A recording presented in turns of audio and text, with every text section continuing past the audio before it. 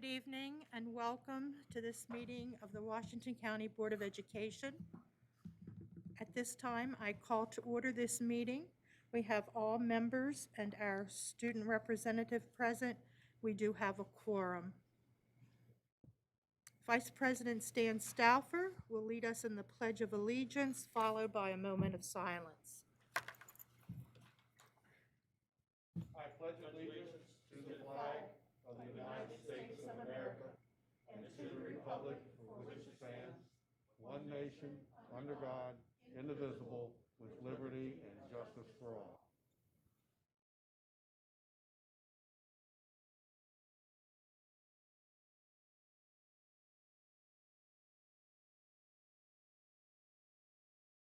Thank you.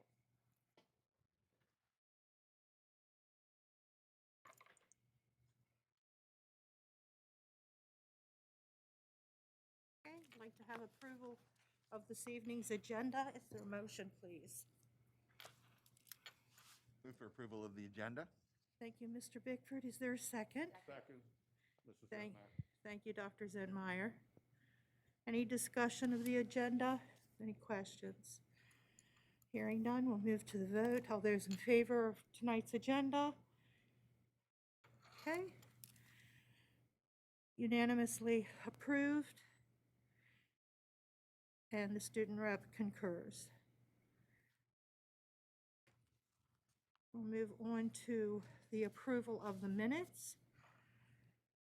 Mrs. Williams, I move for the approval of the closed session minutes dated Tuesday, February 16th, 2021. Thank you, Mr. Gessford, for your motion. Is there a second? Second. Thank you, Mrs. Murray. Are there any additions or corrections to the set of minutes? Okay, so we're voting to approve the closed session minutes of February 16th, 2021. Mr. Evans, are you abstaining? Oh, I'm sorry. Okay, so we have a unanimous approval.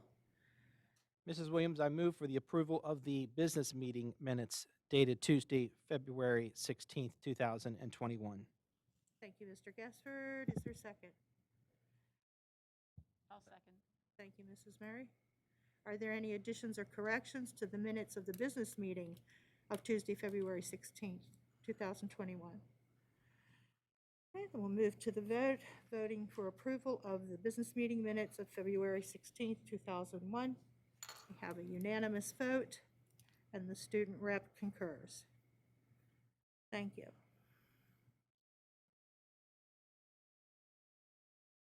This is the portion of the meeting where we usually have public comment. We have no one who has signed up in advance, and I don't believe we have anyone here. Dr. Willow, could you confirm that? No one?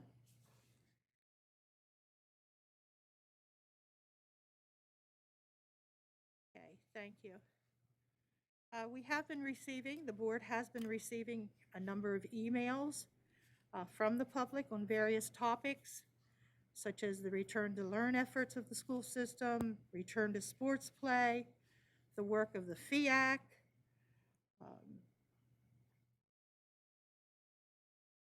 We certainly encourage the public to submit public comment via email. This time, we will have the recommendation of the Budget Advocacy and Review Committee, otherwise known as the BARC. And this recommendation is relative to the Board of Education's FY 2022 Draft General Fund Operating Budget. And we have with us Mr. Jeffrey Prue, who is our Chief Operating Officer and the liaison to the BARC. Good evening, Mrs. Williams, members of the board. On behalf of the BARC, the Budget Advocacy and Review Committee, I'm here tonight presenting the recommendation and report of the committee from its work over roughly the last month or so since the board adopted the superintendent's recommended budget as their draft budget for FY22. Our longtime chair, Mr. Hummel, has not been with us this year. He actually is, as many probably know, is in retirement. He's been traveling. So we want to commend the work of the committee in generating this report, and several new members that we've had on the committee this year that have done really nice work in terms of providing support to the writing of this recommendation. So if you'll indulge me a moment, on behalf of the committee, I will read the report as they submitted to you. The Budget Advocacy and Review Committee met on February 9th, 2021, and again on February 17, 2021, to review and discuss the FY22 budget in great detail. Members of the committee included Sean Bryce, Patty Felix, Gail Stewart, Dr. Teresa Williamson, Christian Malarchik, Keith Johnson, Heather Henry, and Taffy Clark. We would like to acknowledge and thank Mr. Prue, Mr. Brandenburg, and Ms. Kretzer for their support. This is a very time-consuming process for the committee, as well as the staff who provide support to our committee. During the committee's deliberations, we discussed in detail the FY22 anticipated revenues, reductions to the baseline budget, and planned expenditures. Key points and challenges. The Board of Education finds itself in a very unusual situation with a decrease of $1.3 million in state revenue compared to the prior year. This decrease is due to the declining enrollment hold harmless grant, not accounting for the reduction in pre-K enrollment when allocating funding from the Blueprint Fund. It is worth noting that this year's reduced enrollment is not due to declining county student population, but simply to families not sending their children to school during the pandemic. Additionally, since the declining enrollment hold harmless grant used prior year funding for the calculation instead of enrollment, the benefit of a higher per pupil amount due to inflation was completely erased. While the state did provide a restricted grant for supplemental instruction/tutoring, this did not help fund the unrestricted operating budget. This lower state unrestricted revenue is particularly troubling, as it is anticipated enrollment will return to pre-COVID levels this fall, while the FY22 budget is in effect. The House and Senate of the General Assembly recently voted to override the governor's veto of the Kerwin bill from last year, but the effects and funding of that action are unknown at this time. The county is required to provide approximately $2.5 million additional maintenance of effort funding as a result of the provision of the law known as Additional Maintenance of Effort for Low Effort Counties. This is the 5th consecutive year that the Washington County has been defined as low effort. The total request to the county commissioners above maintenance of effort is approximately $5 million to balance the operating budget, which only increased 2%. This would result in county funding that is 7.3 higher than the current year and is needed to overcome the decreased state funding in this particular year. In the past year, Washington County's wealth per pupil grew by 6.5%, and total wealth grew 2.9, both of which exceeded the state averages of 5.5 and 2.8% respectively. The low effort adjustment to maintenance of effort is based on the lesser of 3 tests, resulting in a 2.5% adjustment amounting to $2.6 million. Recently, the county has distributed $10 million of surplus operating revenue from income tax collections in their fiscal year 2021 budget. With unemployment down and property tax and income tax revenue up, the county has the means to fund the school system at a level substantially higher than maintenance of effort next year. There have been many, many years when the school system received a much smaller percentage increase than other county-funded functions, and this year we need that practice to flip in the other direction. In 2019, the Washington County Commissioners raised their piggyback income tax rate from 2.8% to 3.2%, effective January 1, 2020. That translates to a 14.3% increase in revenue. On top of that, net taxable income for Washington County residents is up 4.1% from 2019 to 2020. In February, the legislature overrode a veto of an expansion of the disparity grant, which the county can take full advantage of since it raised the piggyback tax to the maximum of 3.2%. Washington County will receive $1.7 million from this increase in the disparity grant. Additionally, property values have risen 2.2% in the last year. The Washington County Commissioners have new revenues that will be coming from these various resource increases. However, it is up to the county commissioners to allocate it towards education. This is the year the Board of County Commissioners to start making an investment in education. Total incremental funding needed for the 2021-2022 budget is $5,948,214, which is exactly a 2% increase. This is a modest budget and does not include many requests from school system staff to make improvements. It basically reflects inflation and the loss of a key grant. The committee reviewed items not included in the budget and agrees that they are desirable but not likely to be funded. A list of these important but omitted items, like contingency teaching positions, additional counselors or social workers, accounting and school administrative support, and others, are included in the Board of Education's PowerPoint presentation presented to the Board of County Commissioners earlier today. If additional revenue becomes available as a result of the actions of the General Assembly or other grant opportunities, these omitted items should be revisited. We want to commend the staff for their continued diligence with regard to savings and cost reductions. Overall, the turnover credit, redeployment of staff, and other adjustments benefit the budget in excess of $1.3 million. The school system continues to the school system continues to experience mandatory increase and normal inflationary increases. These include but are not limited to contracted services, software programs, and reasonable raises for staff. The current year staff increase was only 1%, while county government staff received 3.5% mid-year.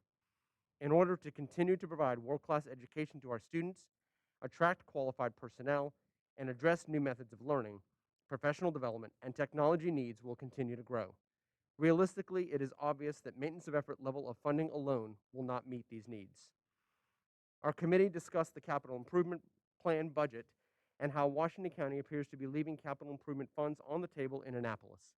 This is simply because the county commissioners will not match these available funds. Washington County Public Schools now has the 5th oldest weighted average age of school facilities. Kent County Schools average 42 years, Baltimore City 40 years, Prince George's County remains at 37, and Allegheny is 35.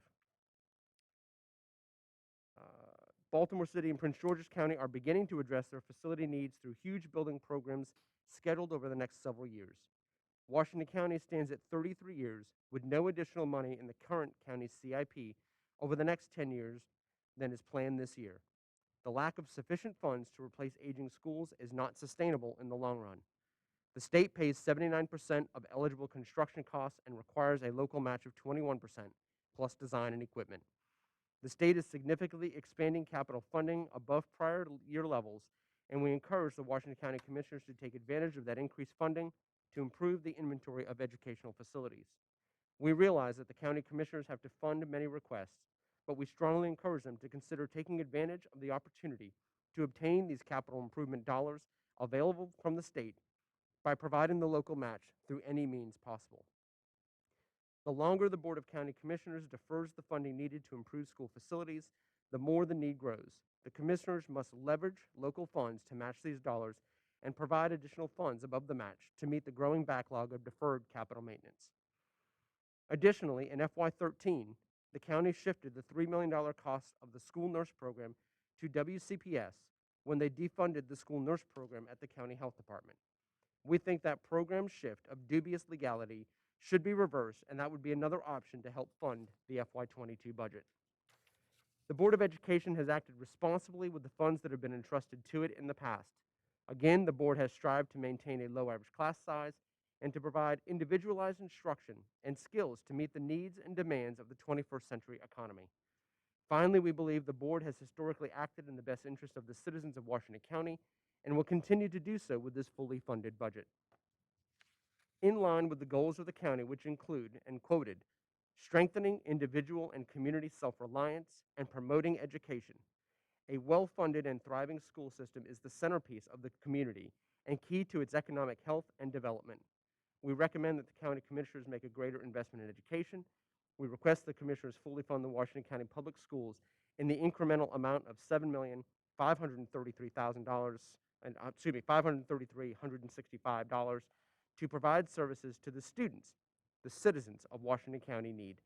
Respectfully submitted from the Budget Advocacy and Review Committee. Thank you, Mr. Prue. Colleagues, do you have questions for Mr. Prue? Nothing? Mr. Prue, thank you, and please extend our thanks to the committee for their service and for their recommendations and their report. Absolutely. It's very Thank you. much appreciated. At this time, we will recess briefly from our business meeting to conduct a public hearing. This is the opportunity that the public has to comment on the Board of Education's fiscal year 2022 draft general fund operating budget. We have no one who has signed up in advance, and I don't know, Dr. Willow's checking to see if we have anyone. No one? Okay, so we have no one here in person to comment. The board will be accepting for the next 10 days any comment with regard to this FY 2022 draft general fund operating budget via email or letter. So I would encourage anyone out there who would like to make their thoughts and feelings known to please take advantage of this opportunity to make public comment.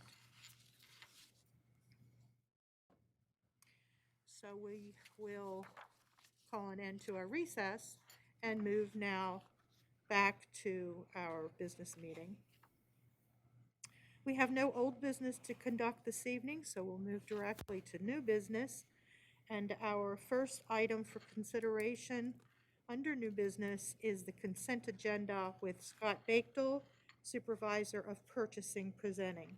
Good evening, Mr. Bakedel. Good evening, President Williams, members of the board, Dr. Michael. Tonight I have two consent agendas for your review. The first consent agenda is renewal of the tree trimming and removal contract. And these were reviewed by our Purchasing Review Committee and are being recommended for approval. And staff is available if you have any additional questions. Thank you, Mr. Bakedel. Is there a motion? Madam President, I move to approve the renewal for unit price contract for tree trimming and removal, a renewal to Antietam Tree Service, Carbaugh Tree Service, and Preferred Arbor Care at unit prices.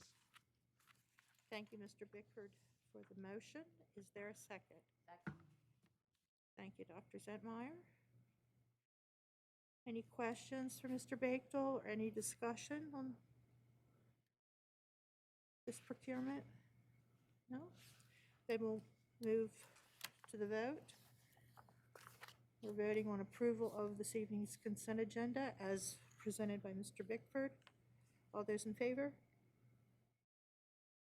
Okay, we are unanimously in favor, and the student rep concurs, so the motion carries. Thank you. Our second item under new business is the consideration of another consent agenda with Mr. Scott Bakewell presenting.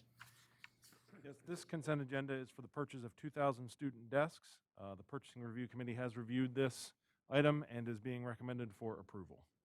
And staff is available here if you have any additional questions. Thank you, Mr. Bakewell. Is there a motion? President Williams, I move to approve the purchase of 2,000 student desks to Impact Office Products at a cost of $219,540. Thank you, Mr. Evans. Is there a second to Mr. Evans' motion? Second. Thank you, Mr. Bickford. Any questions or any discussion about this purchase? Yes, Mr. Bakum. Can you describe how these desks will look like and why they were chosen over like other manufacturers for those desks? So it's a standard desk. It doesn't have a book box in the bottom. It's, the four legs. It's a hard plastic top, which is something we typically like to get if we can. We feel it lasts a little longer than the laminate tops. Some laminate tops are really good, but you can also get some subpar laminate tops. We went through, obviously price is a big driver, but then also we looked at, the construction, the gauge of steel, the legs. We also, worked with a few different vendors who have the capability to get those desks and get them assembled and get them brought to the schools. So, not all some vendors just sell desks. They ship them to you in a container, cardboard box. You put them together, you set them up. We did work with multiple vendors, though, who had the ability to, or at least had third-party ability to get those desks assembled and then installed. And then a follow-up question, will they be replacing the, like, older school desks, like the ones that have, like, the little brace that you could grab, or, you know what I'm talking about, right? Or, you know, like the old school desk that, like, almost, like, broke your back. You know what I'm saying? It's been a while since I've been in a student desk. I don't know specifically. Like, they have, like, the railing, and, like, you can, like, slide out, like, The desk and chair is one. yeah. Yeah. it does. I think maybe I'll jump in. I think the goal here is, initially the desks will be purchased, distributed to elementary schools where they can be used to socially distance students in the best possible manner in place of the tables that we have now, giving us a capacity to have more students in session. When socially distance is behind us, sort of COVID's getting behind us, these desks have adjustable legs, so they can be then transitioned into our secondary schools, where we'll work with our operations team and with principals to trade these in for the desks that are in the worst shape, or in some of those may be those that are all desk chair, one unit, but in some cases there may be other separate desks that are in worse shape. But we'll work through the inventory to make sure we're keeping the best and ridding of the least. Thank you, Mr. Prue. Sure. Thank you, Mr. Bicknell. Any other questions? Okay. The motion is to approve the purchase of 2,000 student desks to Impact Office Products at a cost of $219,540. Mr. Bickford has seconded Mr. Evans' motion, and we'll move to the vote. All those in favor of approval? Okay, we're unanimously in approval with the student rep concurring. Thank you, Mr. Bakewell. Thank you. We'll move to the superintendent's report. Dr. Michael. Okay, thank you, President Williams, board members. A couple presentations tonight. I want to begin by inviting Ms. Hartman, our Supervisor of District Programs, Ms. Huffer, Supervisor of School Counseling, to the table. We have some special recognitions for our school social workers for next week. So I don't know who's going first. I will be. All right, Ms. Huffer. Good evening, Dr. Michael, President Williams, and members of the board. Connie and I, on behalf of the Student Services and Special Education Departments, would like to recognize our 28 school social workers. They work collaboratively to support students' mental health and emotional well-being with school staff, families, and outside providers. We appreciate their daily efforts in reducing barriers for students' learning. Connie will read the Board of Education proclamation as we showcase our social workers. Thank you. Whereas school social workers elevate and empower people, giving them the ability to solve problems, cope with personal roadblocks, and get the resources they need to succeed. And whereas school social workers are actively committed to helping students explore their abilities, strengths, interests, and talents as they remain in school to obtain their educational goals. And whereas school social workers help parents focus on ways to further the educational, personal, and social growth of their children and provide community resources as needed to accomplish these goals. And whereas school social workers seek to identify and utilize community resources that can enhance and complement comprehensive school social work programs and help students become productive members of society. And whereas school social workers are considered an integral part of the educational process that enables all students to achieve success in school. Therefore, be it proclaimed that March 8th through 12th, 2021 is observed by Washington County Public Schools as National School Social Work Week, presented this second day of March, 2021. Okay, thank you, Ms. Hartman. So board members, we just want to thank all of our social workers. Obviously, we don't have a board meeting next week, so that's why we're kind of doing this a week ahead of time to recognize them, but officially we'll post their pictures next week and recognize them for their efforts. I don't know, Ms. Hartman or Ms. Huffer, if either one of you would know our history of social workers 20 years ago, would we have had a dozen social workers? one. We actually talked about this earlier. So Okay. I'm going to let Ms. did. Hartman All take right. over on this one. And I 'Cause can, I I'm can kind of give- running through my head, and I I can can think of. quantify that, Dr. Michael, with my time in the district. So in 2009, when we established the summit programs, we greatly expanded our social work services. So if you go 1 year back, if you go to the 2007, 2008 range, we had 4 social workers, and they were in student services.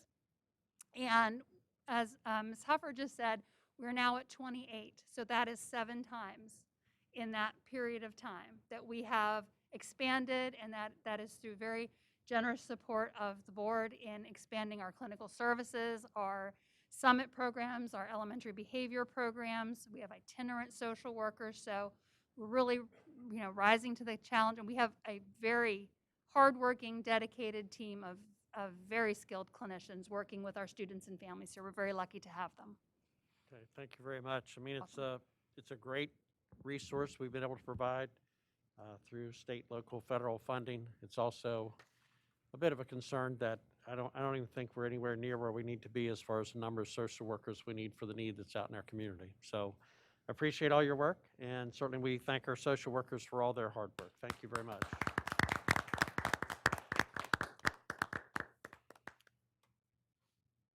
We'll do a real quick cleanup here of our desk.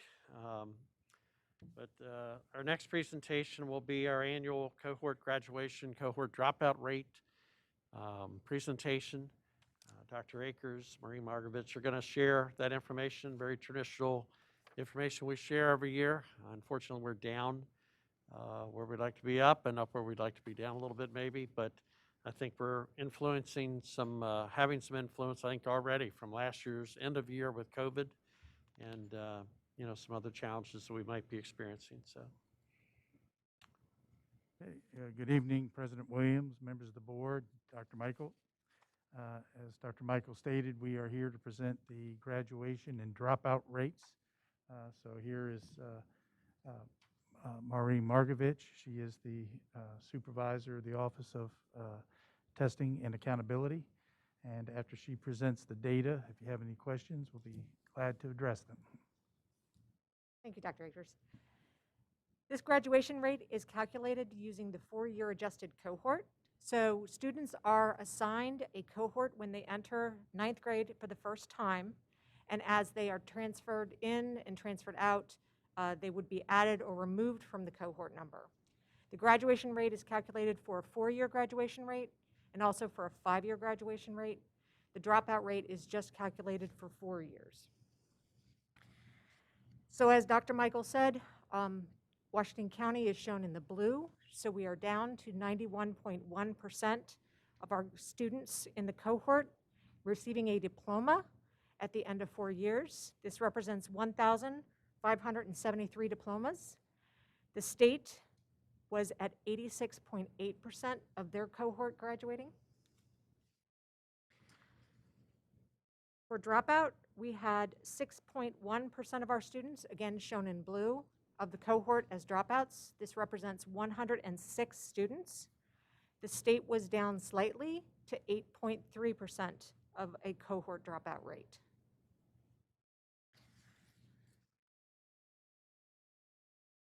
And if you have any questions concerning that data, be happy to address it. Colleagues, questions for Ms. Markovic or for Dr. Akers? Mr. Bocoum? Thank you, President Williams. So does that graduation rate include students who might have dropped out to get a GED or something like that? Does it include that? Yes, they would still be included as a dropout, yes. Okay. And I guess I can save this for later. So thank you for that. Mr. Stauffer? Do we know any explanations for why the graduation rate dropped, which is still much better than Maryland, but it dropped from 2018 to 2019 to 2020? Do we do surveys to find out, or do we know why those drops in the graduation rate took place? There is constantly variation from year to year. I think we have trended improvement, but it's very hard to compare one cohort of students to another cohort exactly. The dropout prevention process starts in pre-K and runs until, students are seniors. We do our best to, provide engaging instruction, to keep kids up academically, to address their, social emotional needs, from pre-K to their senior year. All the schools have student support teams that include, the principal, APs, counselors, the student intervention specialists, teachers, even the school nurse. But there's just always variations. Every kid comes with his own story, his own challenges. But I think at every school, they could tell you the story for every student who dropped out. We don't have kids fall through the cracks.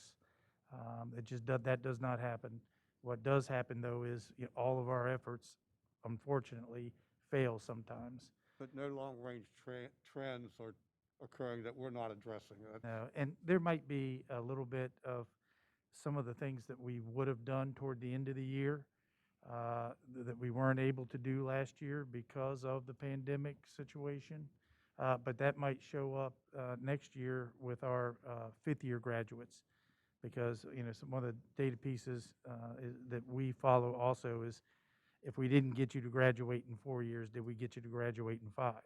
So if we had a little dip here with the 4-year graduation rate, we would hope to see then an increase in the next 5-year graduation, where maybe we recaptured some of those students. Thank you. I think, too, we're starting getting down to smaller and smaller numbers. So as you're looking at, just looking at the dropout rate, 106, if it's 100, saying all the classes were equal in size, which they're not, but, the difference of 100, 106, 110, all those are going to swing those percentages a little bit, in this case, looking at dropout.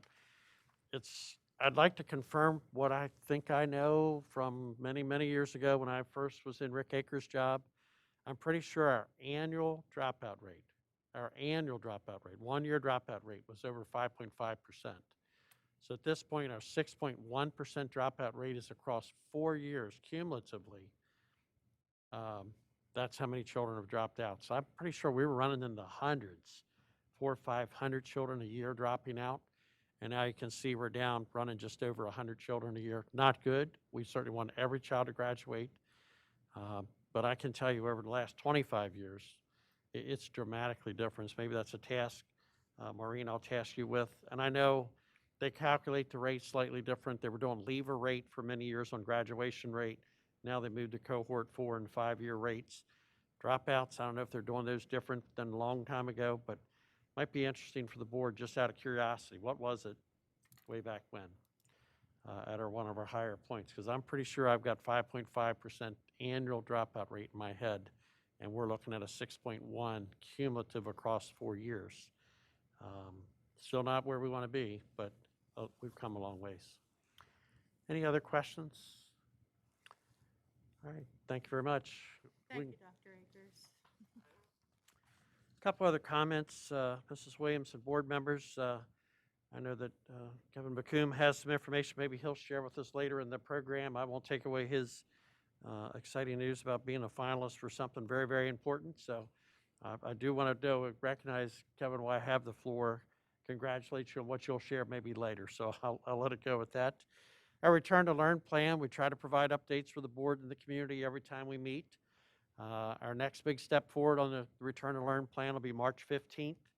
Parents should have received this evening a SMORE indicating that we'll be moving to our full traditional day. So in essence, we're about 45 minutes short in the length of the day, student day right now, and we'll go to the full length of the student day starting on March 15th. I'm also pleased to report that based on some changes that we made with busing, constantly inviting more students back, this week we have 732 more students back in school in an in-person learning since the last time I reported to the board. So we're approaching 14,000 children that are participating in in-person learning, either A day, B day, or in many, many cases, every day. And we're working our way towards creating room for more. We do have challenges with the bus. We have challenges with some very small classrooms in a few of our schools just based on their design. Student interest also drives a lot of this, parent interest. But we're going to continue to add to our numbers daily, I hope. I know it's frustrating to staff that every day they get a new student, but they need to know from the superintendent that's exactly by design. So we're going to continue to work to expand our numbers of in-person learning, keeping our children safe. We're still abiding by the 6-foot distancing rule, with the exception of the bus, and we're abiding by 24 maximum on a bus, unless you're a family cohorts seated together. In saying all that, I really need to start, or should have started with, the commitment of our staff. I can't thank our staff enough, our ESP staff, our teaching staff, our administrative staff.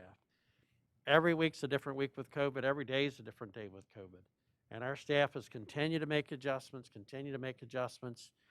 I've been so happy and so pleased as I visit schools every day, just to hear very positive stories, reports, smiling faces of students, staff members, that even though they might be a little bit tired, they're so excited to have our students back.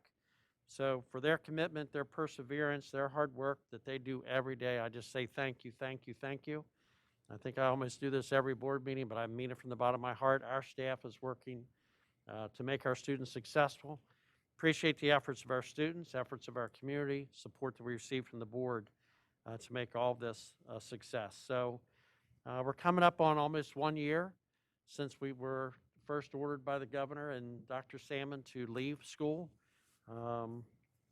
Just hard to believe that it's been that long. I'm pleased that we've been able to make it back to stage 4, and that by March 15th, almost exactly a year to the day, that we're back, that many of our students are back to daily in-person learning with a full day of school 5 days a week.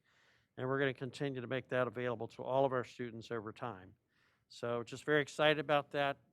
By making this change, we're going to gain about 42 hours of additional instruction from March 15th to the end of the school year. And I think that's extremely important as we look at ways to accelerate learning to recover from the pandemic. Also very proud of our athletic program. We are one of the 3 counties in the state of Maryland that have been able to provide winter sports. We are the only county in the state of Maryland that has any spectators, the only county. So that tells you something. To the other 2 counties that have winter sports, they're taking greater precautions to avoid the spread. I know parents are not happy with our 2-ticket plan for home teams. I accept responsibility for that, blame for that, but we are trying our best to avoid community spread. I don't want to see our sports program shut down. We get 2 cases on a sports team. That sports team is done for the year. And I'm not willing to take that chance. I want to see our children play. It's an abbreviated season, but I know we've had a lot of enthusiasm, a lot of children that have been excited to play. Had the opportunity to attend parts of games last Friday, some wrestling match, track meets on Saturday. Yesterday, stopped by 3 sporting events, basketball games. Some upsets, I would say, are some very positive outcomes for, depending upon whether you're winning or losing, I guess, for some schools. A lot of, to win is still very exciting, and just see children play is very exciting. So we're going to continue with our athletic programs. On March 15th, our spring sports will start, and we'll have some more, our typical newsletter will come out next week, just kind of explaining some guidelines and some expectations for our spring sports. And this will be our longest season of the year, we hope. So we're going to need a lot of cooperation to keep everyone well and try to get in a really good spring sports season. Former softball coach, man, I hated to see last year we didn't have a single softball, baseball, track, tennis game, lacrosse at all last spring. So I'm excited to see spring sports return and anxious to get to the ball field myself to at least observe some of those games. Today is Read Across America Day. You've heard me say read, read, and read. One of the most important things you can do with your child, or encourage your child to read if they're older, if you're not reading with your child. You read a book and have them read a book if they're teenagers. Research is very, very overwhelming. Reading 20 minutes a day dramatically changes your academic outcomes for the positive. Whether you're reading or whether someone's reading to you. As that time goes up, it goes up exponentially, the opportunities or the likelihood of your academic success. So again, Read Across America Day today. I encourage you, if you haven't read to your child today or read with your child, Encourage you to do that. Obviously, I encourage you to do that every day.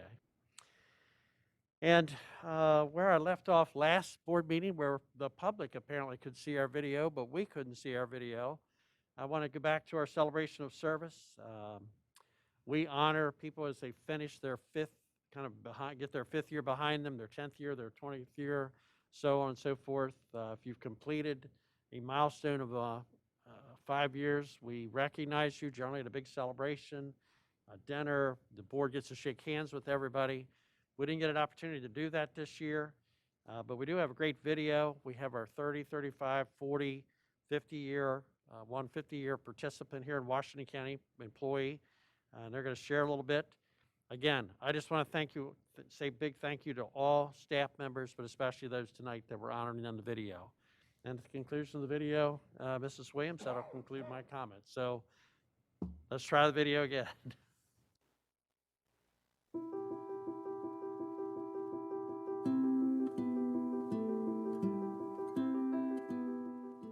I grew up going to Washington County Public Schools. I went to Salem Avenue Elementary, I went to Western Heights, and then I graduated from North Hagerstown High School. So, you know, I grew up in Washington County. When I came here to this school, immediately I felt family. And the 6th grade team that I teach with, they are like none other. Now, some of them are like my kids because they are the age of some of my kids, but they're my family. And it's been a wonderful career. Washington County has provided so much, and it's provided for my family.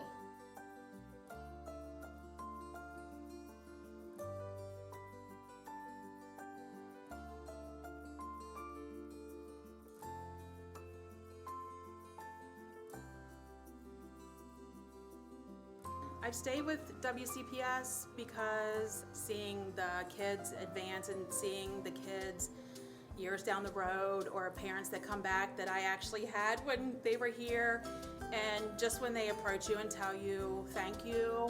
Middle school was tough for me, you made it more enjoyable. Those things are very rewarding, so that's kind of why I've stuck around.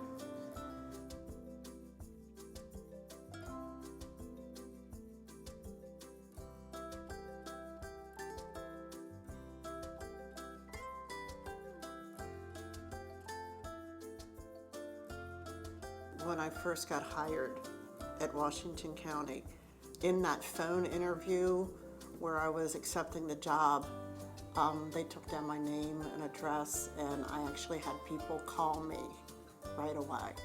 Because even though I knew where Hagerstown was, because I knew there was a mall here, I didn't know what I was getting into.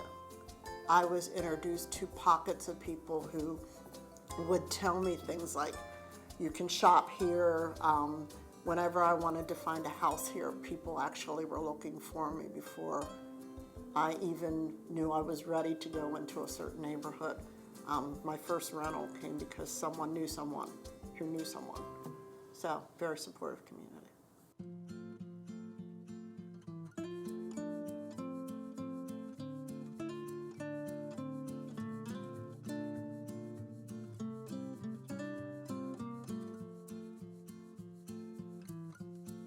Honestly, I wake up every morning eager to get to school.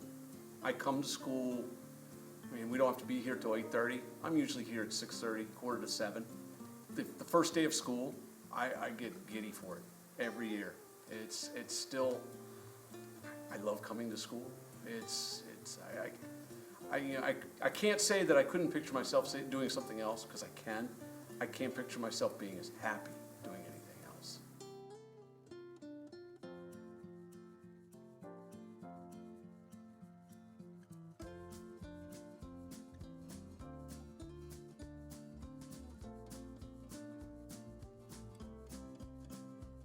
When I started in Washington County in 1990, I came into the middle school program at E. Russell Hicks, and I really enjoyed it there. When I look back now to what we had then and what we have now, it's completely different. I really do feel like the support systems are out there. If you need help, you can reach out. And it's big enough, it's a big program, but at the same time, it's small enough that you can reach out and people will respond to you with answers as you need them.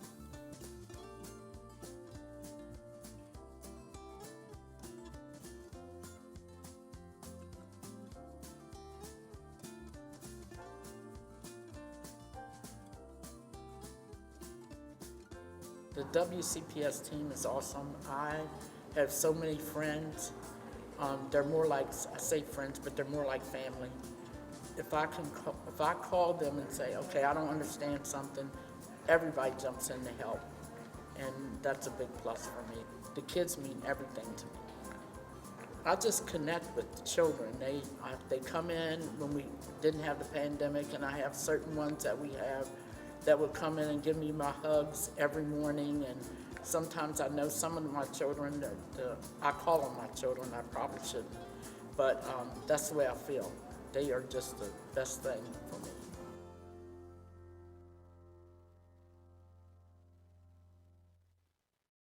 Thank you, Dr. Michael. It was a wonderful video. I saw many former colleagues and some teachers who taught my children, and just wonderful people who have aged like fine wine over time.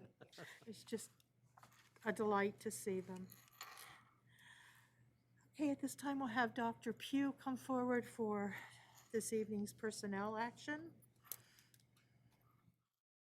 Good evening, Mrs. Williams, Dr. Michael, members of the board. As discussed earlier today in closed session, there were a number of staff changes for your review. At this time, I'm here to ask for your approval of the personnel actions. Thank you, Dr. Pugh. Is there a motion? President Williams, I move to approve the personnel changes that were presented to the board earlier today. Thank you, Mrs. Murray, for your motion. Is there a second? Second. Thank you, Mr. Bickford. Any questions for Dr. Pugh before we move to the vote? Okay, we're moving to, or we're voting to approve the personnel actions as discussed previously in closed session this afternoon. All those in favor? All right, we have 7 affirmative votes. Motion carries. Personnel action is approved. Thank you, Dr. Pugh.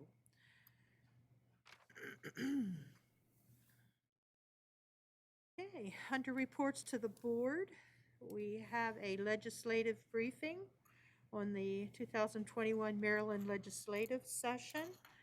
This is Ardith Cade.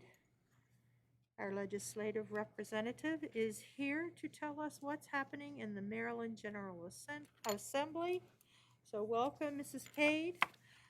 Thank you very much.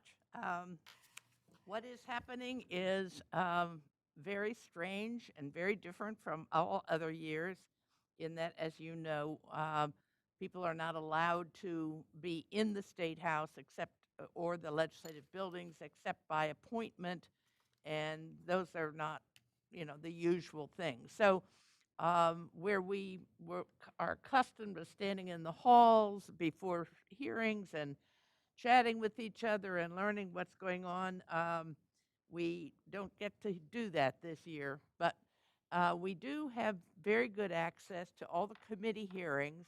They're all on Zoom, and even the subcommittee hearings. So I can actually spend most of a day watching hearings if they seem to be relevant. And in the case of some of the subcommittees, like Ways and Means Education Subcommittee, they do call on people like John Willems from Maryland Association of Boards of Education, from MABE, to put in our points of view in many situations. So it's different, but it's going. But many, many bills have been put in. There are over 500 education bills, which is even more than usual. We thought maybe because of COVID they would sort of tone down, but no. They all put in all of their ideas. And as you know, every year we have many, many bills that we oppose, many more that we oppose than that we support. And when I say we, I mean our association of the Maryland Association of Boards of Education. We meet, those of us who are working in the legislature from different counties meet every Friday online on Zoom.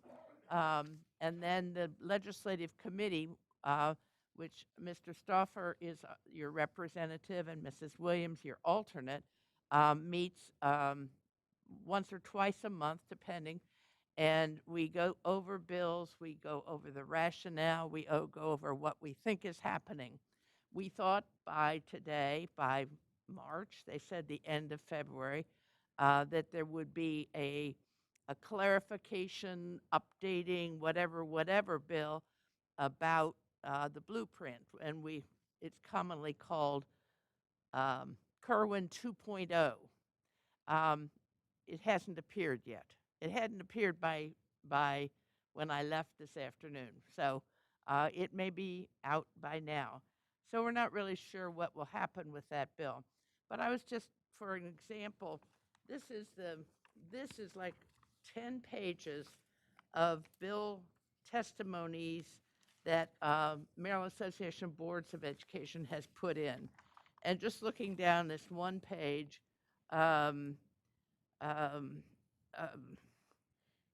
Maryland high school diploma requiring a civics test, oppose. Physical restraint and seclusion with a whole lot of new requirements, oppose. Whistleblower protection, civil actions goes overboard, oppose. Public high schools financial literacy curriculum as a graduation requirement, oppose. Early literacy and dyslexic practices, oppose. So you say, what, we're opposing doing good things for dyslexic kids? No.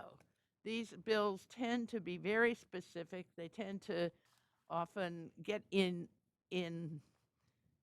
the weeds in a way that they are trying to do what is the State Board of Education or your jobs to do. And that's why so many bills do get opposed. And fortunately, the legislature is pretty good about turning down a lot of the bad bills. We'll get a few, but let me just summarize a few of the bills. Well, let me just mention two.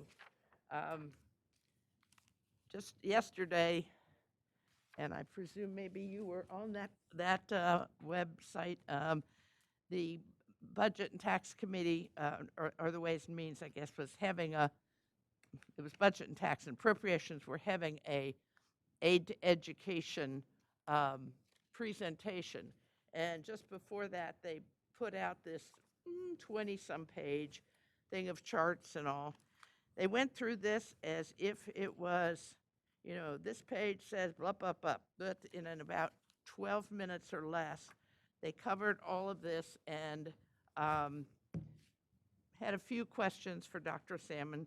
But this is the document that really the legislative finance committees will be working with as they work on the budget. And I presume you've been studying it and trying to find all those extra things that they keep saying. They keep saying that there is plenty of funding for the blueprint with the governor's supplemental and with the money that has been carried over and with the lockbox money and so forth. I haven't conquered that whole project because I know you have staff who are doing that very well. It's very confusing. It's very, very confusing. It's expected that most of the blueprint programs will not be put off for a year, that many of them are starting this year just as they are in the law, that certain other ones, there'll have to be a year's delay. So again, I know I'm confusing you by what I'm saying, but I'm only saying it's a very confusing time, and we'll try and unscramble it before it's all over. We do have two people on the Budget and Tax Committee, and perhaps should be asking them more questions than we are right now about specifics of the blueprint. The blueprint, all of your delegation voted against the governor's, against overriding the governor's veto. The votes were totally on a party line vote. So although Senator Edwards had voted for it last year he did not support the override of the veto. But I think that many of your delegation have sympathy with a lot of the things in the blueprint, and will be helpful in trying to make sure that Washington County gets its fair share. We're halfway through the session, and so you'd think that a lot of bills would already have been passed. Very few have gone all the way through both houses, and the only education bill that has gone through both houses is the blueprint. So all these other bills are sitting mostly still in the committee where they were heard and have not been brought to the floor of either the House or the Senate, much less crossed over to the other house. So there will either be a lot of bills that never get out of committee, or there will be a great deal of speedy action in the last few days of the legislature, or perhaps both. Cardiff, has there already been the crossover day? Has that happened yet? I don't think crossover day has, no, I think that's still a little out, Okay. yes. And I don't have that date in my head, I'm sorry. And that day doesn't mean that bills can't cross over after that, but it's the day that they are assured of being heard on the other side. There are a lot of bills about school facilities, and none have moved through either house as far as I can tell. And there are some of them fairly unrealistic. One would require that any school construction or renovation where the state put in more than 25% would have to provide solar acceptable roofs. Of course, I think people are moving toward solar buildings, but to say that a renovation of an old building, it's in a treed area, I mean, this is not a realistic kind of approach. It goes too far, but it's somebody's way of trying to push their idea. And in the same vein, there's a bill and part of which says that in each county by 2030, there has to be one net zero energy requirement school. And so, again, not a bad idea. It's got a lot of other stuff in that bill about energy saving. But again, I don't think either of those bills are likely to move ahead. You've dealt for the last 2 or 3 years now with the drinking water, and you had to lower it to 15 parts per billion. And now in this new law, you'd have to lower it to 5 parts per billion. And some of the systems have already been doing that over the last year or so, but that's lower than the federal standard and lower than many water systems, municipal water systems. But they do think that bill is going to pass. So your facilities people are probably already in anticipation of having to work on that.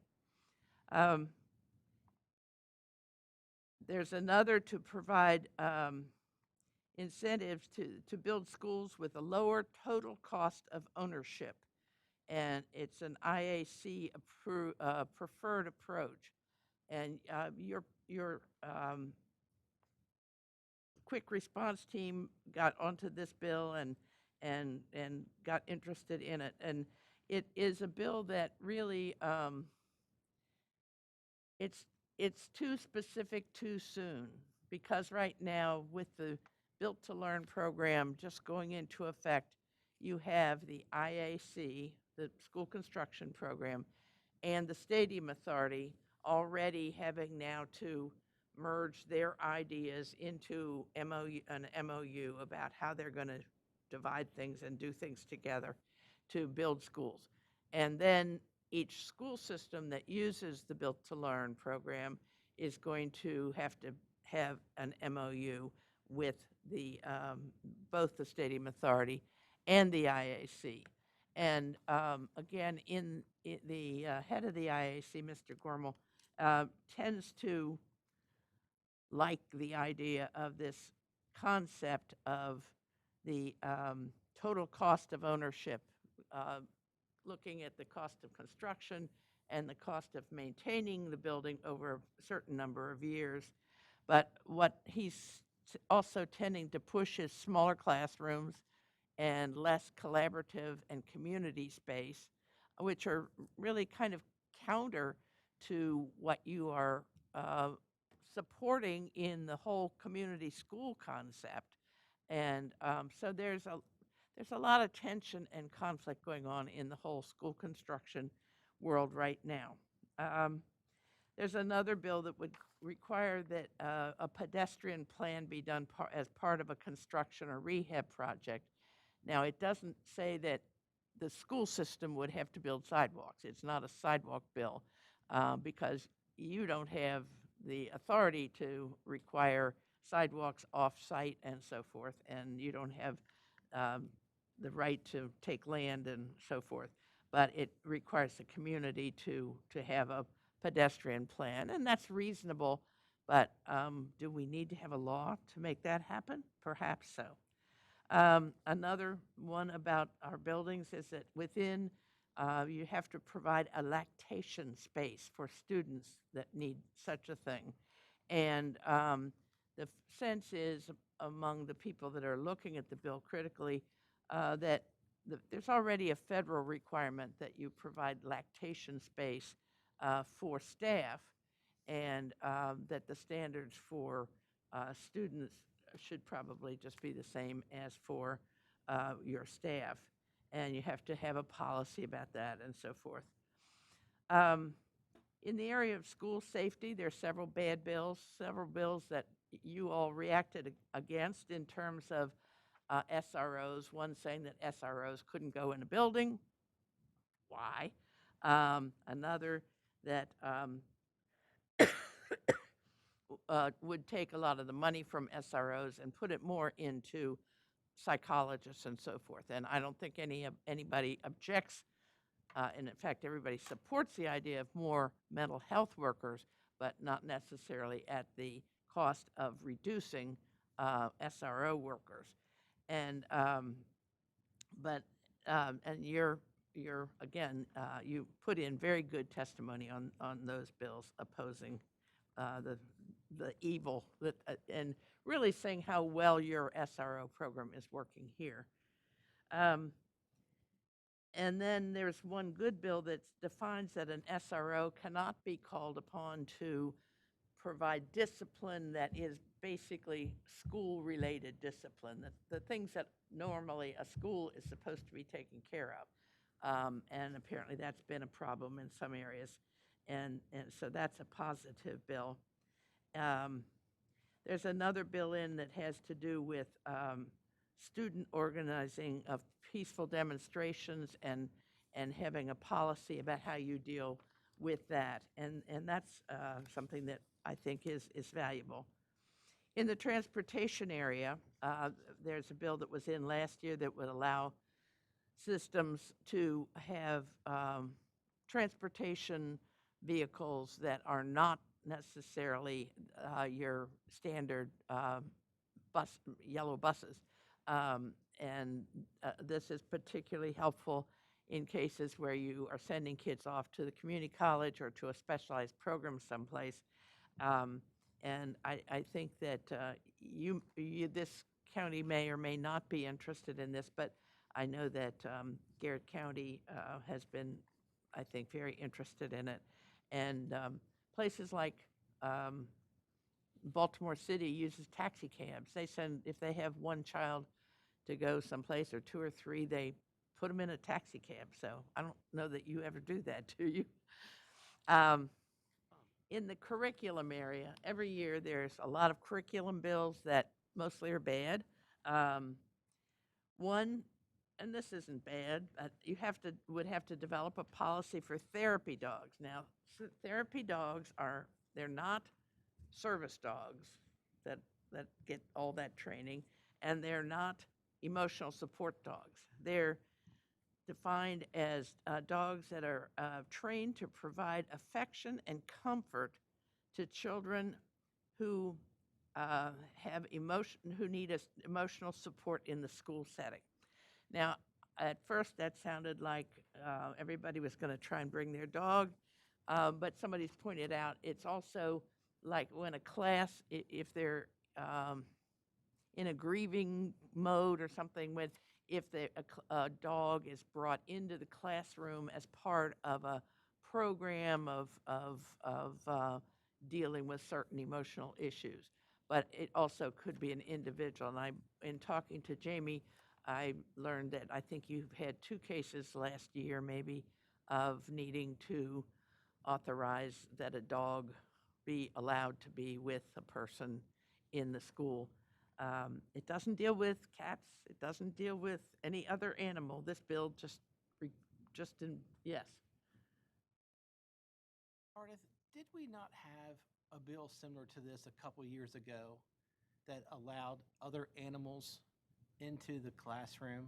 It seems like it was like maybe That bill passed. that bill passed, but it was like 5 years ago because we kind of because it said you could bring your horse to, and we kind of laughed and about I think that's a service dog, a service animal. It's funny, I don't quite remember that bill. I mean, I know that like on airplanes and every place else, the breadth of animals that have been allowed. And they've now, both the airlines and everybody else is narrowing it down. Even for the emotional support ones, I think they're limiting that. If they don't want you to bring one, they don't have to. Yes, it was allowing. There was a pig was one of the animals that was talked about. So Yeah, I mean, we kind of laughed about it, but I'm thinking, I thought that's what that purpose was, to bring that dog or animal in for, support. And I think support and therapy is almost about the same thing. Sounds like they're splitting hairs a little bit here.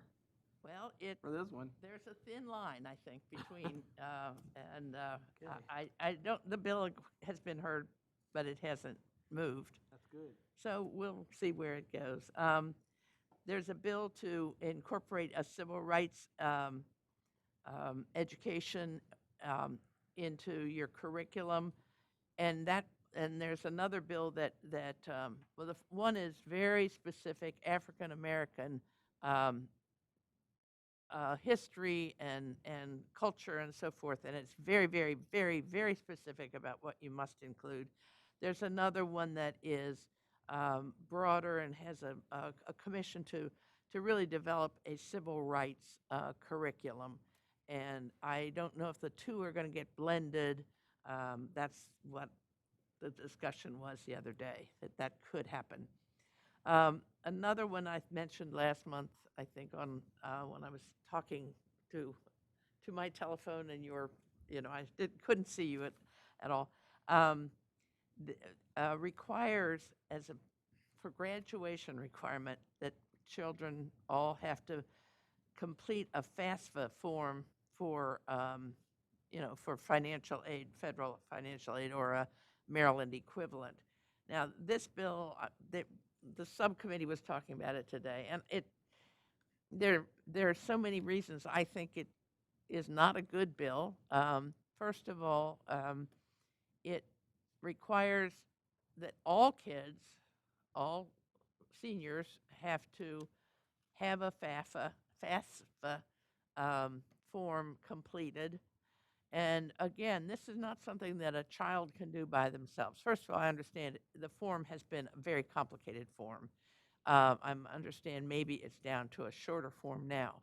But there are families that are not interested in getting financial aid because they don't feel they need it. There are people that don't want to report because they are undocumented. There are people that don't plan to go to college and don't necessarily want to fill out a form. And again, it takes, and you get in complicated situations where because it involves parents have what their financial status is, and if you have a divorced family and one says, I'll fill it out, and the other says, I don't want to put in what I make, it's just seems to me a bill that they ought to kill faster. Today, they were sounding like they might vote it out of committee, so. What was the actual argument for that bill? Because there's the sense that there is a lot more financial aid available than students are getting access to. And, but the legislative person from Anne Arundel County said, said that they have all kinds of seminars and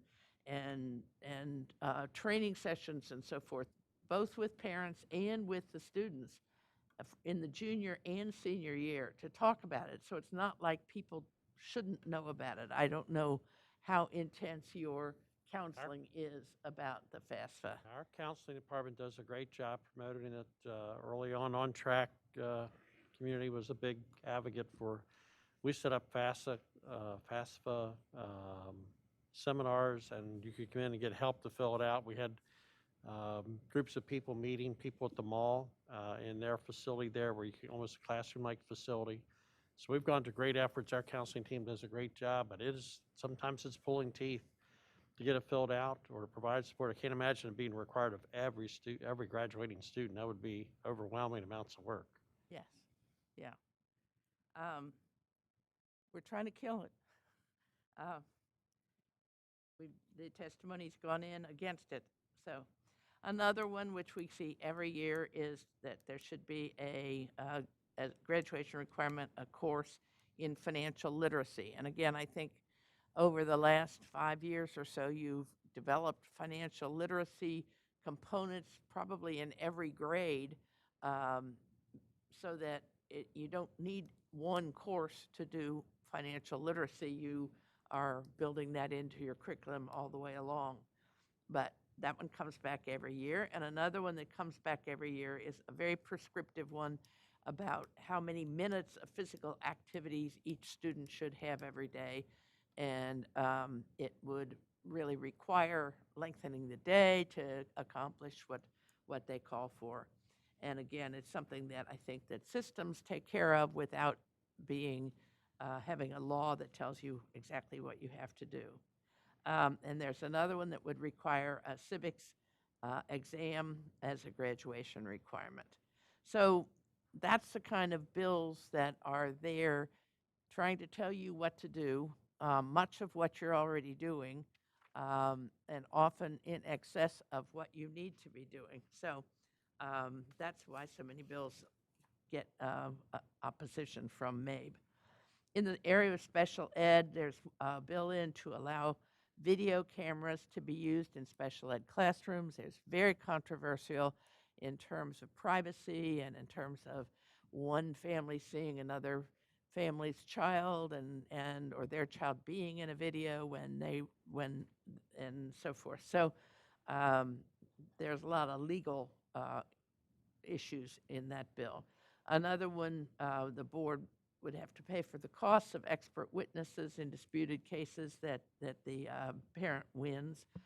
Another, students would be allowed an additional year of school because of the loss of this year, so that the kids that are grading, I guess that special ed goes to 21, that this would allow them yet one more year. And then there's another bill that would require a continuity plan for all special ed students for any kind of disruption. So you'd have to have a plan for having to go virtual. You'd have to have a plan for, if there was a hurricane and so forth and so forth. And again, it's a very unrealistic bill. In the COVID-related area, there are two bills in providing for potential workman comp claims for COVID as an occupational disease. And they make it fairly easy for someone to make a claim. One of them is way too broad. And I think there's pretty strong opposition to those. Another bill would provide civil immunity from liability for COVID claim. That's something that was talked about at the federal level. It's not likely that that will get passed either, but that would protect you from claims.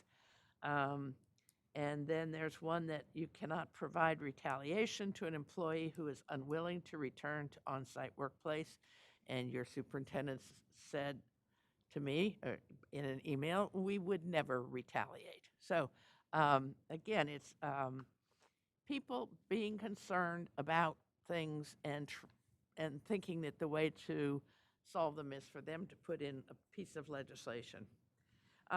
Just odds and ends, there's a proposal to establish the Office of Digital Inclusion in the Department of Housing and Community Development to ensure that all residents of the state have access to high-quality broadband internet at an affordable price by 2029. And again, this is the kind of bill we support.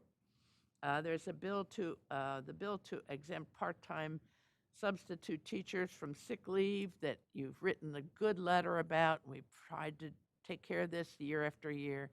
Doesn't look like that's going to go anywhere. In fact, they're talking about taking out the other or putting in the other part-time workers in health and so forth and giving them sick leave too. So it's kind of going opposite of what we had hoped. And the bill to allow emergent teachers has passed the House, so that's good.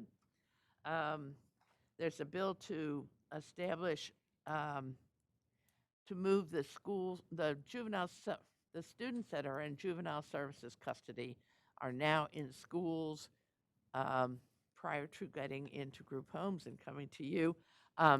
They are in schools that are run by the Maryland State Department of Education. And there's been a bill several years, and it's looking more like it's going to pass this year, that would create the juvenile services would manage those schools. And I think that it may not have any direct effect on you, but it may help solve some of the issues we had with the students coming out of those into group homes. No promises there. There's this crazy bill which we discovered that you had been put into a bill that would require our system to participate in research about pregnant, expecting, and parenting students. And it goes right through all kinds of data about their school dropout, their graduation, et cetera, and whether they get their GEDs, which you have no control or say over and no data about. They used 6 school systems, and they didn't ask any of you if you wanted to be part of this study. So hopefully that you can get moved out of that, or the bill will fail. I think the bill will probably fail. Again, you know, a pregnant student, I don't know if they're easily identifiable in every case. An expecting parent is considered the father an expectant father who is a student, and then parenting is a clear, easy definition. And there's a bill to require that you provide for menstrual products free in the restrooms. They now available in health rooms, but this would put them in restrooms, and it's got a lot of cost related to it, and it's got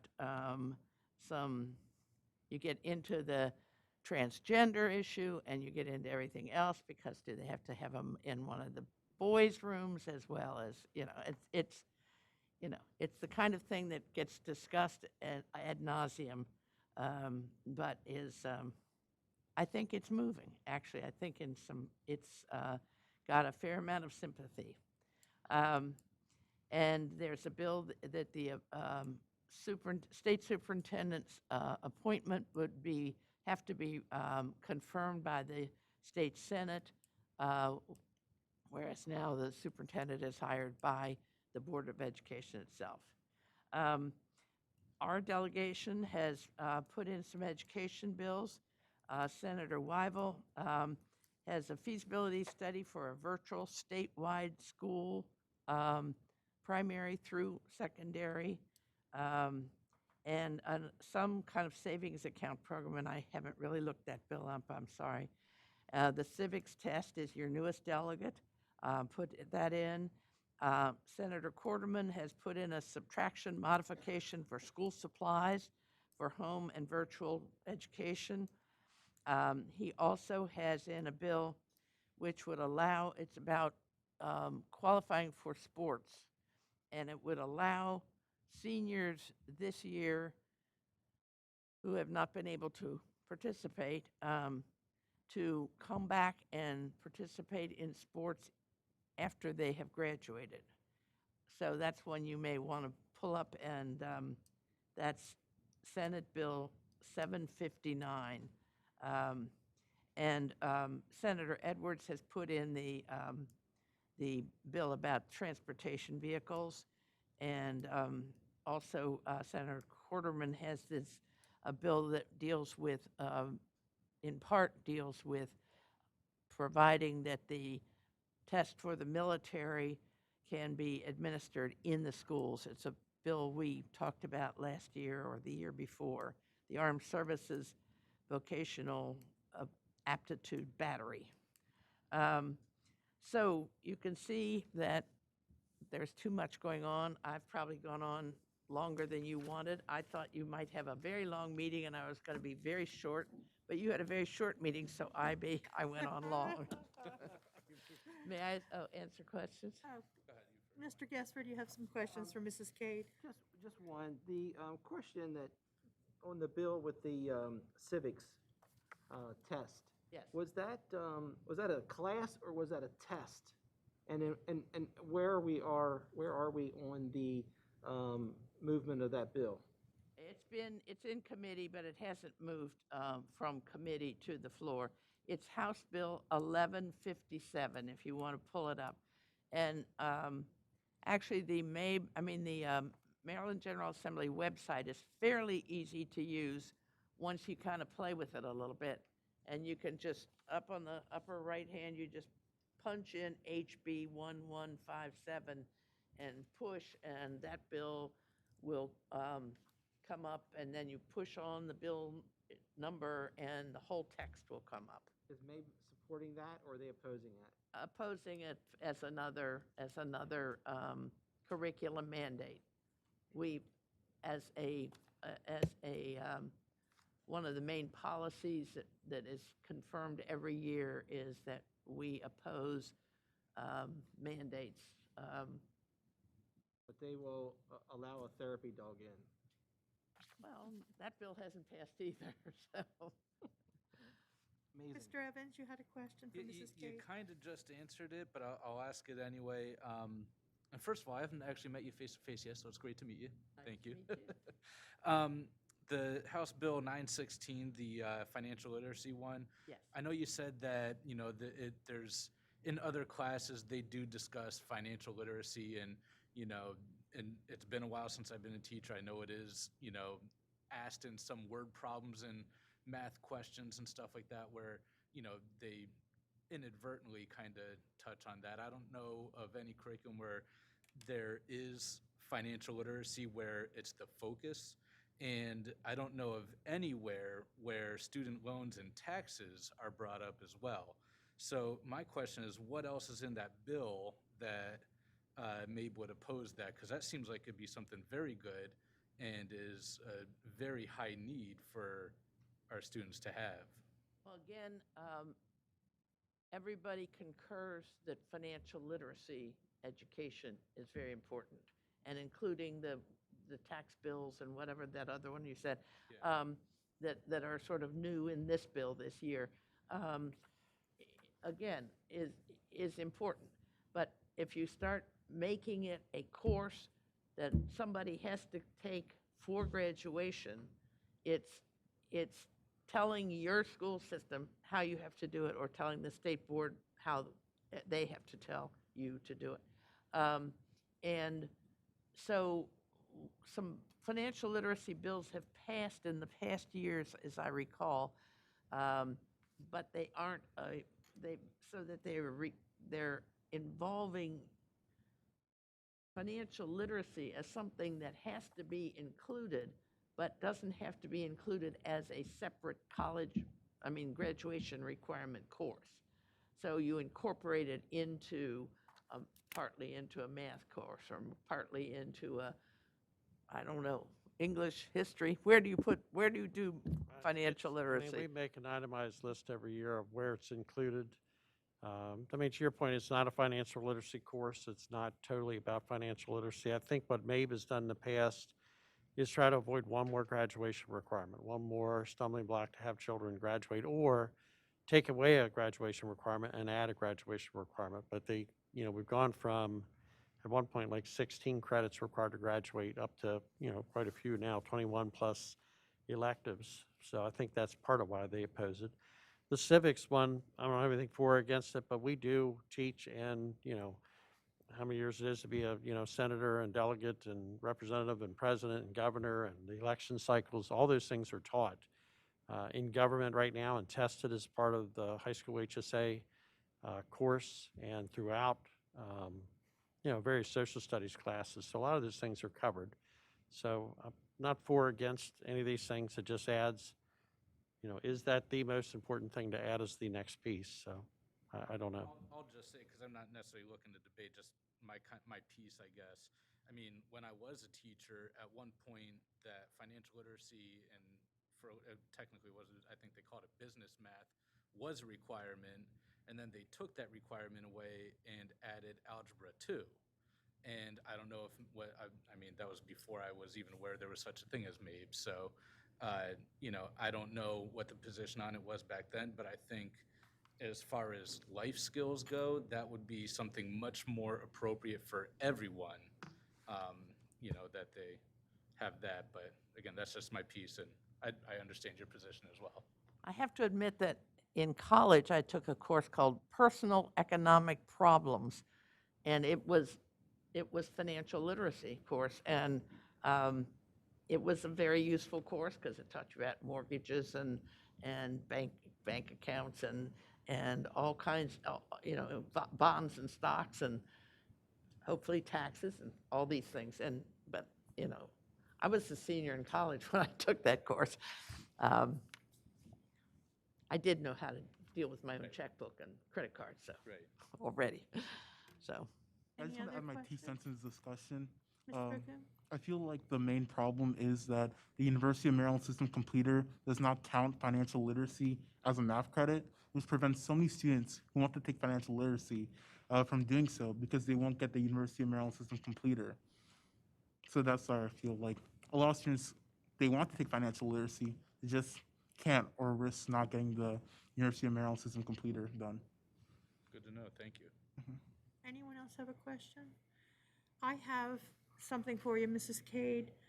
With regard to the 2 bills where the legislative body seems to be at odds with the state superintendent of schools and the State Board of Education, are you tracking those to know, do they look like they're going to pass? The one where the state superintendent is to be confirmed by the Senate, and the other one is the composition of the state board that's to be determined by specific categories and with criteria attached. My sense is that the one for the superintendent being confirmed by the Senate is moving forward.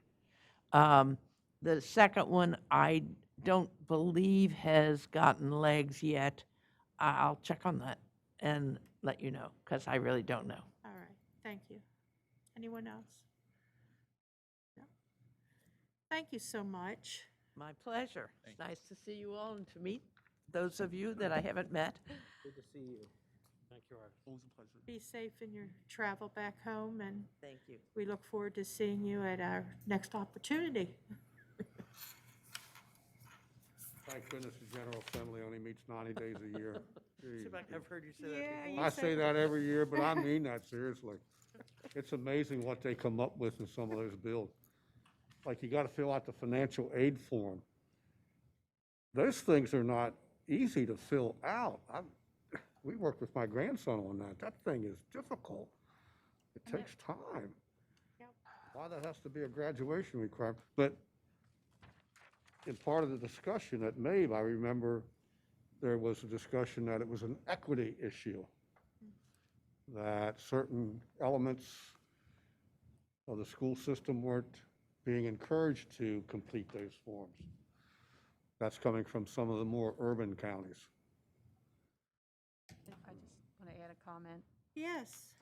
I just know that the Washington County Education Foundation does work very hard to help people fill out FAFSAs. They set up at the mall. They have little events. They call it FAFSA Frenzies.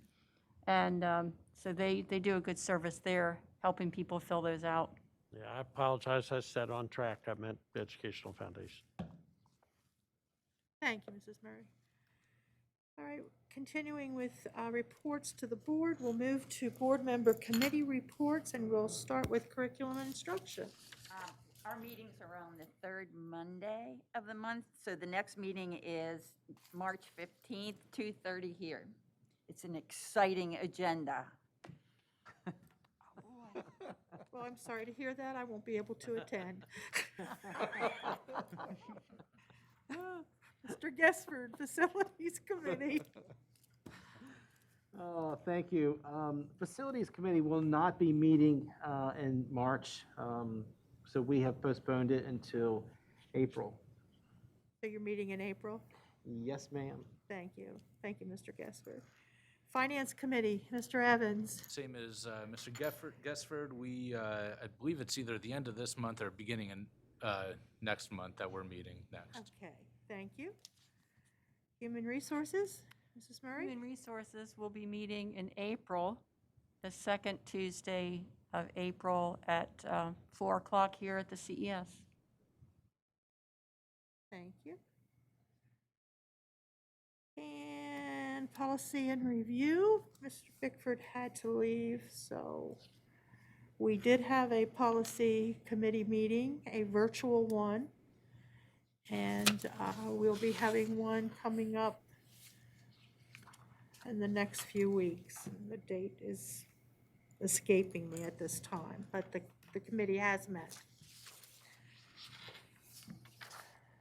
All right, we'll move to Mrs. Williams. future agenda items. Mrs. Williams. You should have a Oh, Yeah. Mr. Bocoum, I'm so sorry, I apologize. all right. Profusely, I apologize. Forgive me. Yeah, sorry. I'm just going to give a report on student council.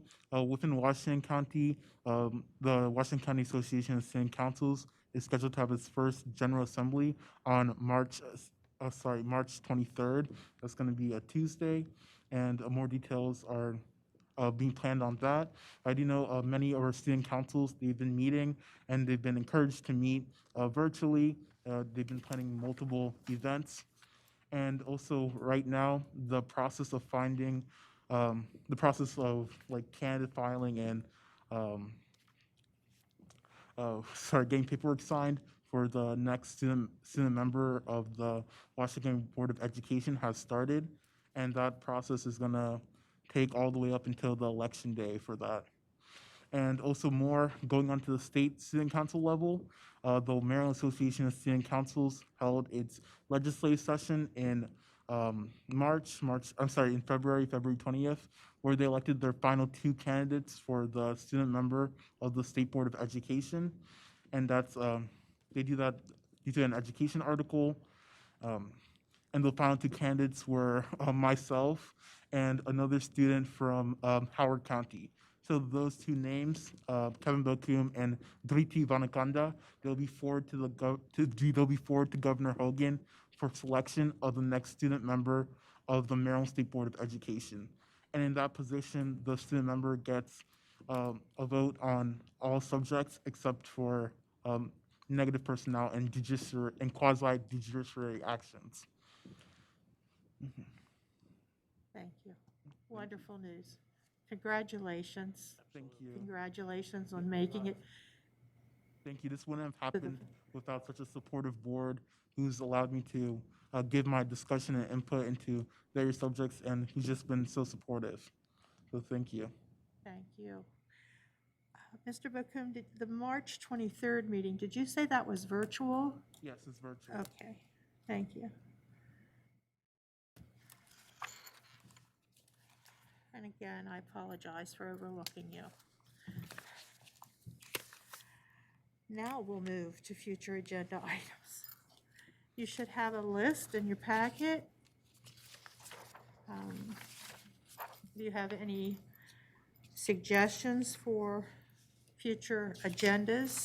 Please let a member of the Agenda Planning Committee know about it. Coming up in April, we have another legislative briefing with Mrs. Cade. We have a FEAC, Facilities and Enrollment Advisory Committee report. That will be an important report. That is scheduled for April 20th. And then back, again, Mrs. Cade will be coming on May 4th for another legislative briefing on the session that's happening. So those are our future agenda items I can tell you about today.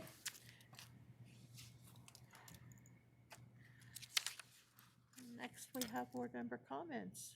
Mr. Evans, would you like to start down there? Yeah, for Social Work Awareness Week, they already obviously have a very difficult job. And as more and more kids go back in the classroom, I can't imagine that will change, and it'll probably become even more difficult. So thank you in advance for all the hard work you are doing and will be doing. Also, Dr. Michael also touched on it. It's great to see the kids back in the gym, and hopefully we'll be able to continue that and get those kids the extracurricular activities they're able to see. So it's great to be able to see that as well. Thank you. Mr. Gassford. Yes, thank you, Mrs. Williams. I'd like to just touch base on a few of the items that we were having an earlier discussion. I think it's important for the public to see some of the dialogue that we have. Sometimes it's not always in public, but this is important. The one thing that I would like to start off with is, could someone please explain the reason that teachers are concerned about planning time? I know we had discussion about that today. It's been on Facebook a lot. The teachers have had some concerns about that, and I was wondering if you could just kind of go over that planning time with everybody again. Well, I think our goal would be in discussions not only with the association but with teachers in general. We want to see our teachers have adequate planning time. Our challenge at this point is our students are also missing adequate instructional time. So our decision to move to a full day of school on March 15th, which would extend the day for students by 45 minutes, unfortunately is eliminating some professional development and planning time for teachers. But I believe that vital additional time for students, so it's going to amount to about 42 hours of instruction per student between March 15th and the end of the year, is absolutely necessary as we look at closing our achievement gap, opportunity gap, however you want to identify the COVID concern. Stage 4, from its time period back in July, August, we identified stage 4 as a full day of school, our traditional time frame. We made a slight transition to stage 4 on February 16th as we kind of re-entered from being on virtual learning for, I think, 89 days, including, I think, weekends and everything. We moved into stage 4 a little bit slowly. By shortening the day by 45 minutes, we thought to be helpful to students and the staff. And at this point, we're ready to recapture that time, again, for the remainder of the year, beginning on March 15th. So we're absolutely interested in providing more planning time. To do so requires a significant amount of resources, either larger class sizes and more teachers to cover students as people are on planning time, a variety of options like that, all of which are possible. We just have to be able to fund those things, all of which we want to see our teachers have. But at the same time, right now, we're desperate for instructional time. Thank you. And one thing that I'd like to say is I value postings from teachers on social media. I value the phone calls, but I do not value unsigned letters. When I get an unsigned letter, I just throw that away because I just feel like if you really want to tell me something, please sign your name. I hold your confidence, close to my heart. I will not divulge that, but putting things on Facebook, social media, I do listen, and I'm sure my other colleagues, probably other staff, see that. We do value that, and we do value that you for doing that. So please continue to support, especially phone calls, emails to us when you have concerns. My second question would be, there was concern about sports having families in the auditoriums, into the gymnasiums during sporting events.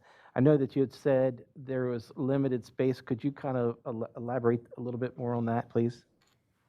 Our indoor requirement by executive order right now is 100 people maximum. That's counting the sports players, referees, officials, game coverage people, as well as spectators.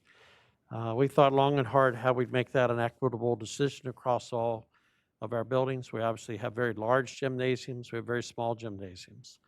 And we're not trying to maximize at 100. We've decided to go with a 2-ticket rule for home teams. Sometimes we have large home teams. Sometimes we have small home teams. I've attended any number of events. Right now, I would be, if this meeting was over, I'd be at South High watching South High Williamsport Wrestling. Unfortunately, it'll be over by the time I get there, unless South has more wrestlers than they had on Saturday. But depending upon how big the squad is, it can vary significantly in how many home players, how many home fans there possibly could be. I know this doesn't sit well with the community, but we have to abide by the 100-seat rule. And on top of that, we're trying everything possible not to have your team quarantined. As we increase the number of spectators, we're already taking great risk by combining 2 teams from different areas. We're already taking great risk. As we noted earlier, there's only 3 systems in the state of Maryland. 21 other systems have opted not to have winter sports, They don't see that it's safe, or they're not willing to return to winter sports. We are one of 3 that decided to return to winter sports. We are the only one. We are the only one with spectators at all. And while I can appreciate the public being upset with that, we've taken a greater chance with spectators than the other 2 systems that have turned down all spectators in an attempt to avoid the spread of COVID. So I think we found a good balance. I appreciate people being upset. They're welcome to be mad and frustrated at me. This is a superintendent decision. It's not a board decision. But we're trying to find the right balance. In 11 days, our winter sports season will be over. I'm crossing my fingers we make it the whole sports season without quarantining the team. We're in very close quarters. It'd be very easy for the team to get wiped out, just on a bad evening. It's a couple tests away from losing the whole sports team. Unfortunately, since we're only playing 7 teams playing 6 others, and in some cases, not every team has, like, for instance, a wrestling team. When one team goes, it doesn't affect one team. It affects multiple teams because suddenly then the rest of your schedule gets affected. So I understand the frustration of the community. There are no easy decisions with COVID. It's just one tough decision after another, and we feel like we've struck the right balance. If we were the only school system that didn't allow spectators, people would have a pretty good argument. The fact that we're the only system that has spectators and only one of 3 that's even having winter sports, I think we're taking a heck of a chance to try to provide an opportunity for students, and I'm proud of that. Well, I appreciate that, and I know that you, of all people, probably want to see more people in your schools, especially for sporting events, because we know how important that is to the students. So I encourage you to continue to look for ways to get opportunities, and when we do have the opportunity to get more people into the buildings, please do so. And that leads me into my final comments. I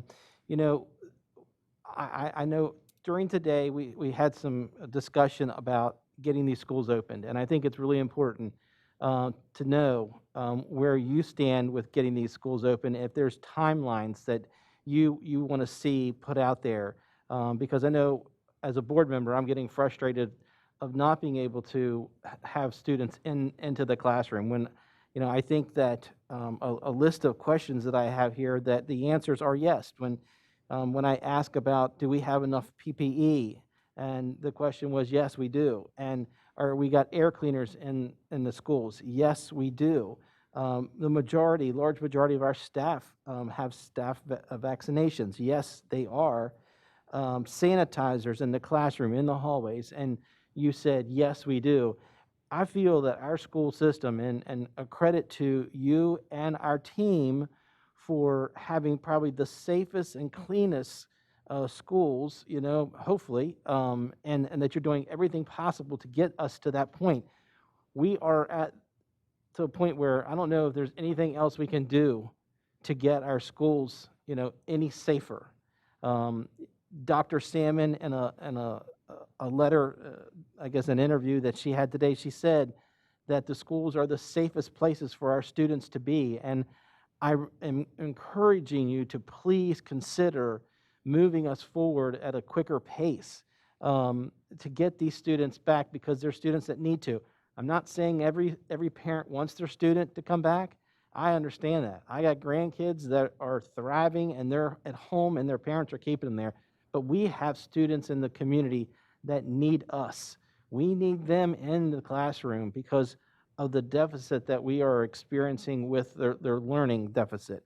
And how far are we going to push that out till we find out that, we may not be able to pull some of that back into those children? I mean, 2 to 3 years is what they're saying right now, and I don't want that can kick down the road any further. So, with that, I look at these things and I'm thinking, what more can we do to get us over that threshold of getting more kids into the classroom on a regular basis? Because I think we're there. I really do. And I'm going to look at the matrix over the next 2 weeks, and hopefully we're going to continue to see those numbers decline, because I think with everything that we're doing, everything that the public's doing, with masks, with washing your hands, I'm not seeing a lot of the flu symptoms or having people saying they got the flu. I'm not seeing people having colds.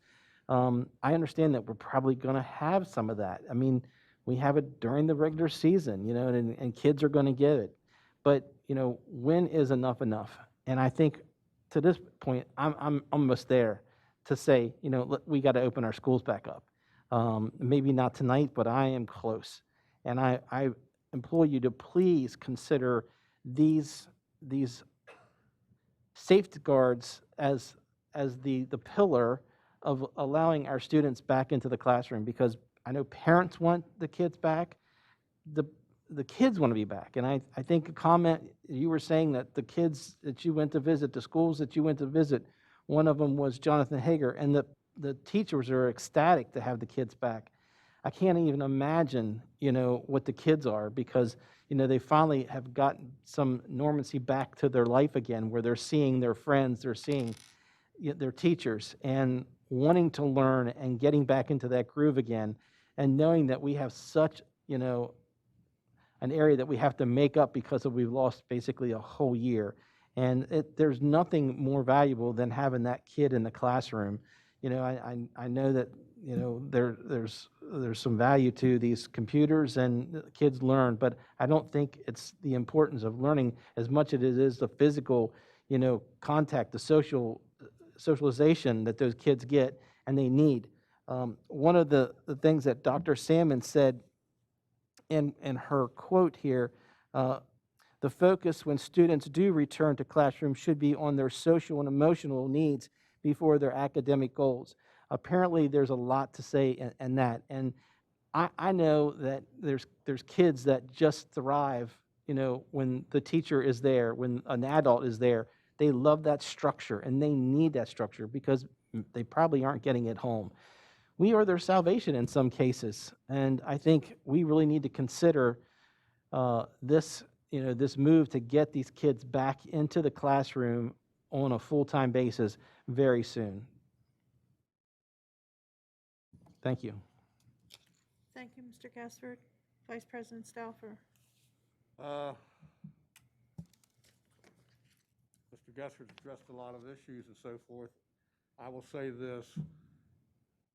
I'd love to put every kid on a bus tomorrow morning and just go back like it was normally, but that's not that can't be done right now, because the governor did say to open up the schools gradually and safely.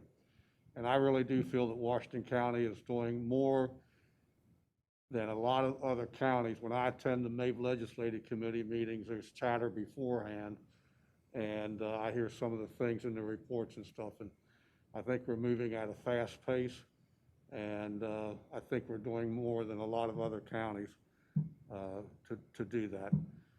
On a light note, keep those Dr. Seuss books and keep reading them.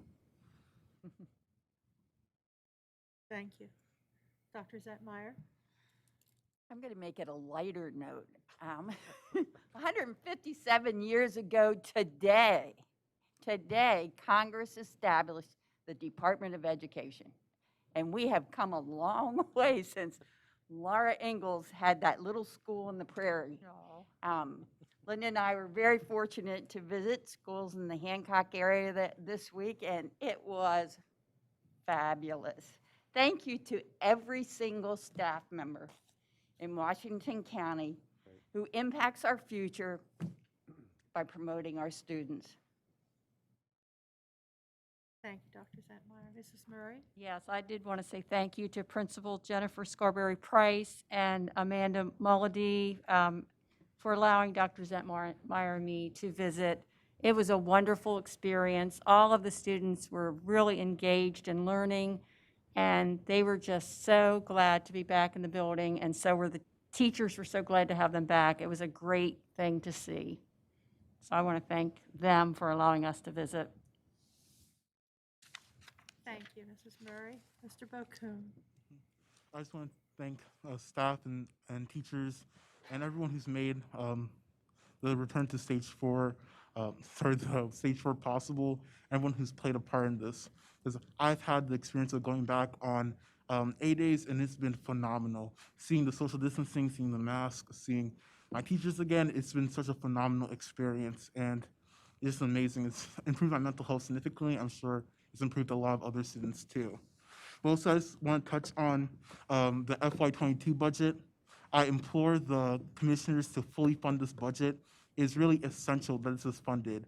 Because if you look at every single dollar we put from pre-K to 2nd grade, there's a Harvard study done about this. For every single dollar we put in that vital area, we get $7 back in a return on investment and decreased incarceration rates, more economic productivity, and so much more. So by just fully funding this budget, we're playing a part in funding our future. But also, I know Dr. Michael, he could have put so much more into this budget, but unfortunately, it probably would not have passed. The commissioners really need to make an investment in our education. Because coming from a student and you're from so many other students, the money that goes into education, it funds so much more than just teachers. It funds social workers, psychologists, counselors. They fund essential supports for students, and schools are a beacon for the community. The community surrounds around schools, and schools are just much more than just an asset. They're an investment. They're a center of a community. So by fully funding this budget, it's playing a part into ensuring we keep that community and we invest in the future of our students.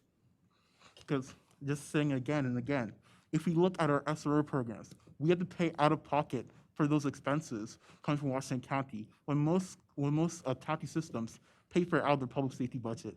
When we look at our school nurses, we have to pay for that again. So also disproportionately affects our budget by having the board take more impacts when they normally would be with the commissioners. So that's a decrease in our potential budget already. So really, what Dr. Michael is asking, or what we're asking to fund this budget, is just borderline. We need this to be funded. It's not an ask, it's more like a need, more of a need.